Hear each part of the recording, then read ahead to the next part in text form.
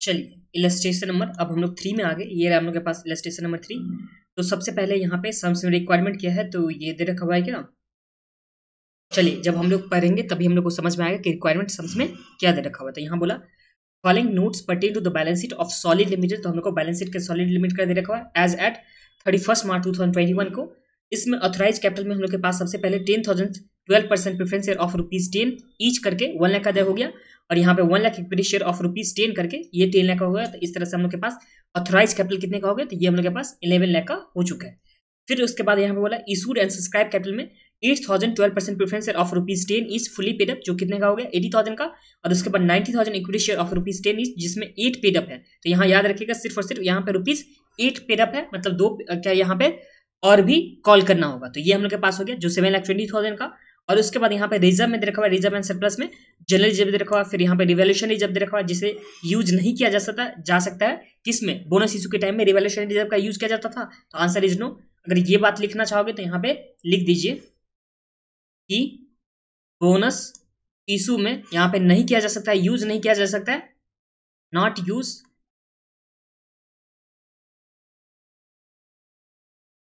Revaluation reserve. ये मैंने आप लोग को पहले भी बता चुका था कि रिवैल्यूएशन रिजर्व को बोनस इशू के टाइम में यूज नहीं किया जा सकता। इसके बाद यहाँ पे सिक्योरिटी प्रीमियम दे रखा है जो कलेक्टेड इन कैश है, मतलब कैश में पैसा है तो जिसे यूज किया जा सकता है।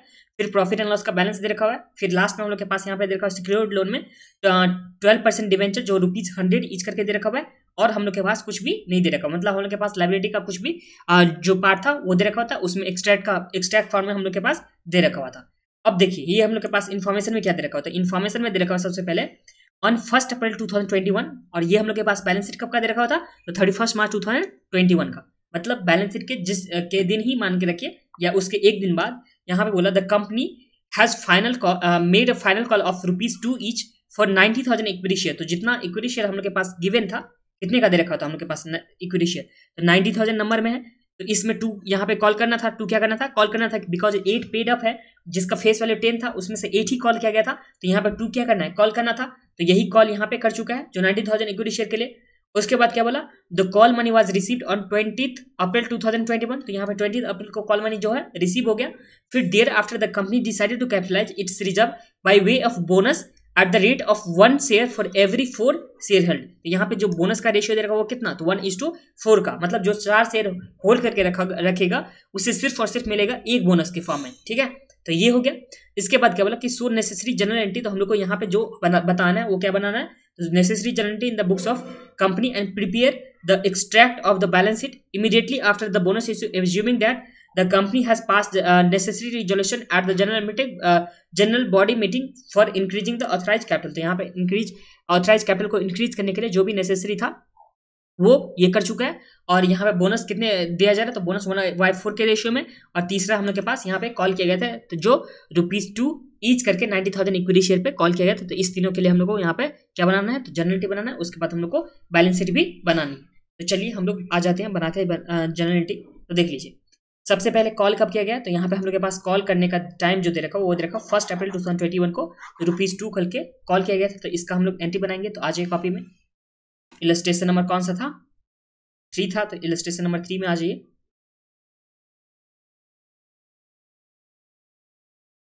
कॉल के लिए हम लोग सबसे पहला एंट्री बनाएंगे। तो कॉल के लिए हम लोग कैसे बनाते थे, तो यहाँ पे share final call on debit, यही हम लोग का एंट्री होता था ना। तो क्या लिखते थे, तो 2 शेयर कैपिटल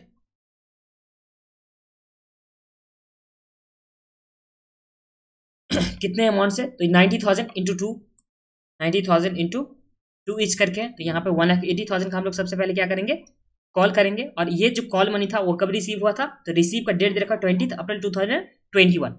तो सेकेंड एंट्री में हम लोग आ जाएंगे, ये किस डेट का हो जाएगा, तो ये हम लोग के पास आ जाएगा 1 अप्रैल का। फिर यहाँ पे आ जाएगा 20 अप्रैल का, सारा मनी रिसीव हो चुका था। तो यहाँ पे बैंक में पैसा आ जाएगा, तो बैंक अकाउंट डेबिट। नरेशन भी आप लोग को बनाना है, आप लोग देख लीजिएगा किस तरह से बनाना है। 2 शेयर फाइनल कॉल जो कितने का हो जाएगा, 1,80,000 का। तो सबसे पहला जो हम लोग के पास कॉल का था वो हम लोग के पास जनरेटी हो चुका है। अब हम लोग क्या काम करेंगे, तो अब हम लोग बोनस के लिए क्या करेंगे। तो यहाँ पे 3rd नंबर पे एंट्री आ जाए बोनस के लिए। अब बोनस शेयर कितना इशू करेगा होगा वो हम लोग को सबसे पहले देखना है। तो बोनस सबसे पहले जो इशू होने वाला है वो कितना, तो बोनस का हम लोग के पास रेशियो दे रखा हुआ है। जो 1 शेयर इशू किया जाएगा, जो 4 शेयर होल्ड करके रखा होगा उससे।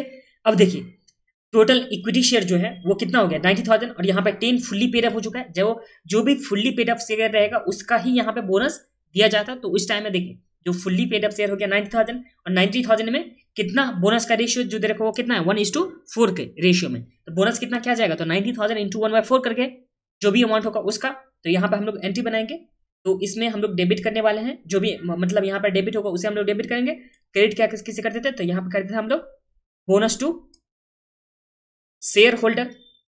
इसमें अमाउंट कितना चाहिए, तो 90,000 सबसे पहले शेयर है, इसका रेशियो कितना दे रखा है तो 1:4 का। और यहाँ पे एक शेयर का जो फेस वैल्यू है वो कितना हो गया 10, बिकॉज जो पहले 8 पेड अप था प्लस में फेस वैल्यू तो हम लोग के पास 10 गिवन नहीं था।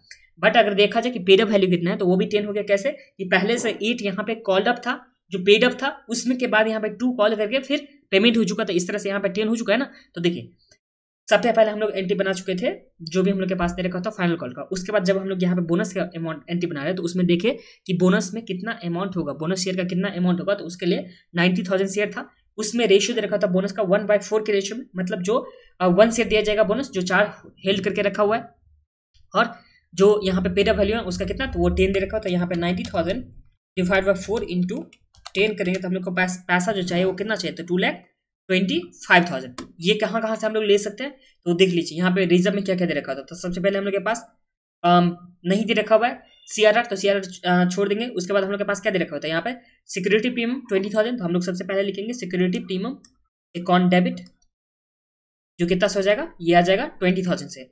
सिक्योरिटी प्रीमियम का बाद हम लोग जनरल रिजर्व यूज कर लेंगे पूरा, तो 1,60,000 का। तो यहाँ पे जनरल रिजर्व डेबिट करेंगे 1,60,000 से।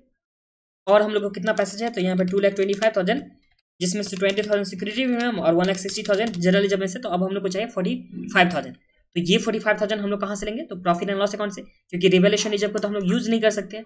तो प्रॉफिट एंड लॉस में 2,05,000 है, इसमें से हम लोग 45,000 ले लेंगे। तो यहाँ पे चलिए प्रॉफिट एंड लॉस अकाउंट के डेबिट करेंगे कितना से 45,000 से। तो इस तरह से हम लोग का ये बोनस का एंट्री हो गया।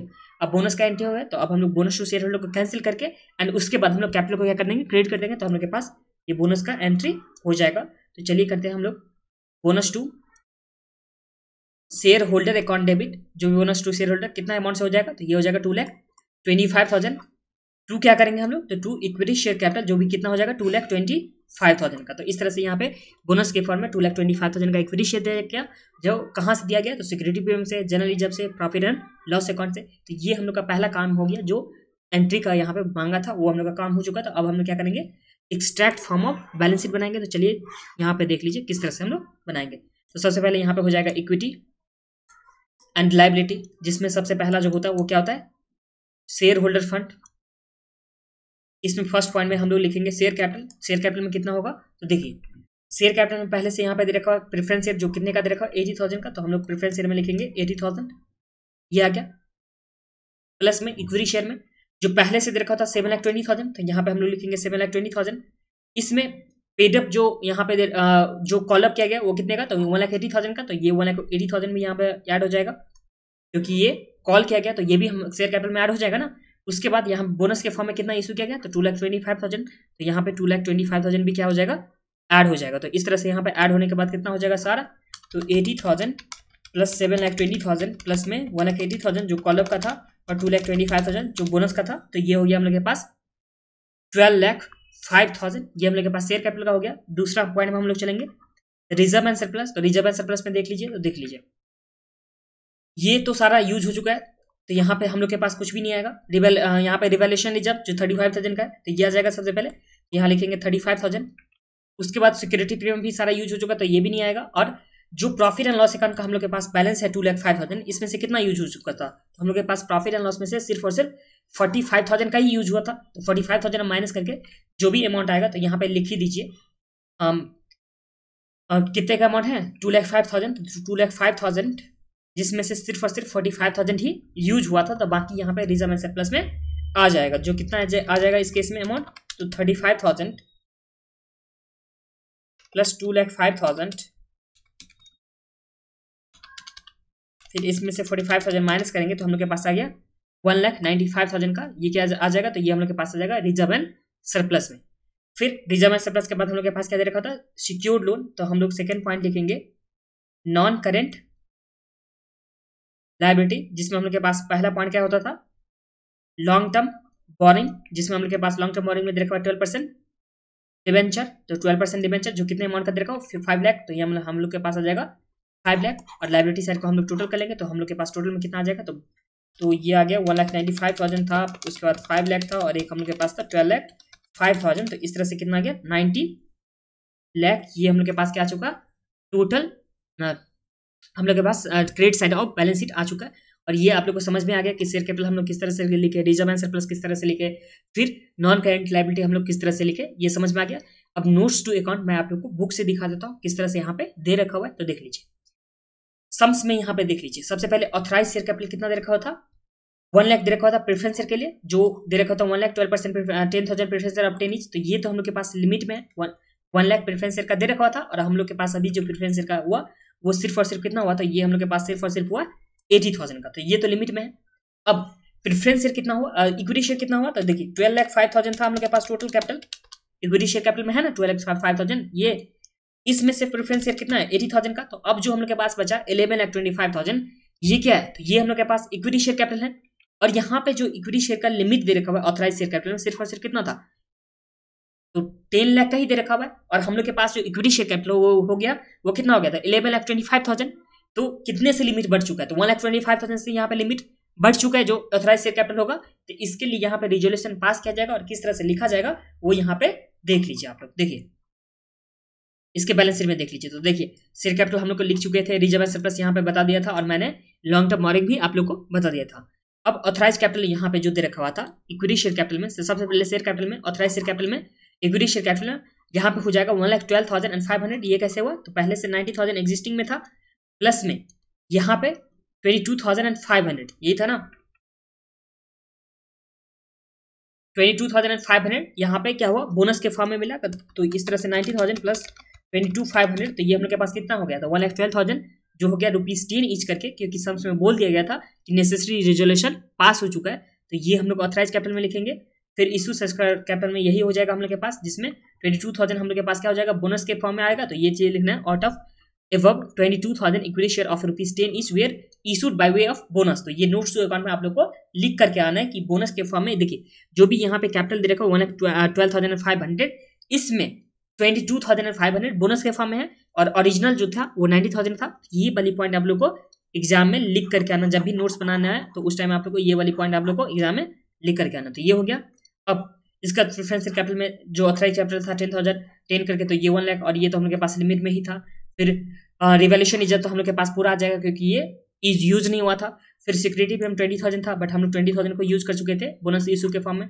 फिर जनरल जब जितना था उसे भी हम लोग यूज कर चुके थे, बट प्रॉफिट एंड लॉस में से सिर्फ 45,000 यूज किए थे, तो हम लोग के पास 1,60,000 आ गया था।